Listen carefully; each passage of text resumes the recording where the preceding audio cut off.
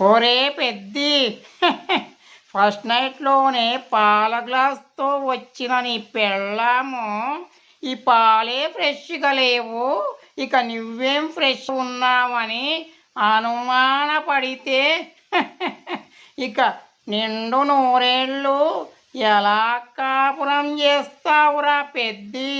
దాంతో వేగలేక చచ్చిపోతావు. అందుకే నేను చెప్పినట్లు నువ్వు ఫస్ట్ నైటే విడాకులు ఇచ్చేస్తే మంచిది. అర్థమయ్యిందా? నాకు తెలిసిన ఓ కన్నెపిల్ల ఉంది. పతియే ప్రత్యక్ష దైవమని నిన్ను పూజించుకుంటూ ఉంటుంది. నువ్వు ఎంతమందితో కనెక్షన్లు పెట్టుకున్నా ఆబ్జెక్షన్ చెప్పదు మరి. అందుకనే నేను చెప్పిన సంబంధం